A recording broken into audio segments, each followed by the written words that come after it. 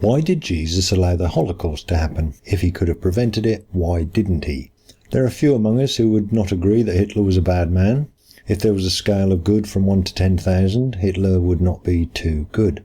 And the thing that made him especially bad was the Holocaust, because without the Holocaust, Nazi Germany was simply doing what societies have been doing since the dawn of time.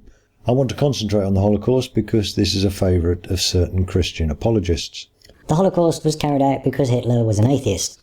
He wasn't, of course, as plenty of evidence proves, including the oath of the SS, who ran the concentration camps. But let me accommodate the apologists by invoking the no true Scotsman fallacy and accept that Hitler was not their kind of Christian.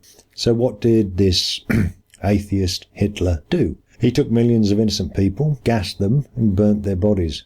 There should be no reasonable person who does not find that abhorrent. But these millions of innocent victims believed in the wrong God. They based their beliefs on the first 5/6 of the Bible and rejected the writings of the people who claimed to know what Jesus meant, though none of them ever met him. And the Christian apologist will tell you that no one gets into heaven unless they accept Jesus Christ as their Saviour.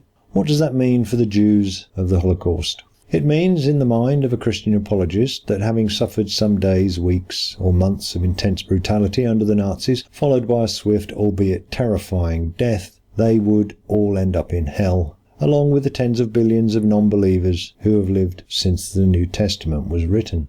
Jesus will ensure that for the rest of eternity, each and every one of those tens of billions of men, women and children, babies and unborn souls will suffer constant, total and unremitting conscious torment in the fires of hell for not believing in something for which no evidence has ever been produced and many of them were never even aware of. Each and every true Christian is willing to worship a God who will torture countless billions of innocent people, not for a day, a week, a month, but for trillions upon trillions upon trillions of years, without relief or respite. So perhaps that was why their God did not intervene during the Holocaust. I doubt he even noticed it. After all, he had already prepared something an infinite amount of times more terrifying and painful for each and every Holocaust victim to endure in perpetuity. So if Hitler was evil, what does that make Jesus?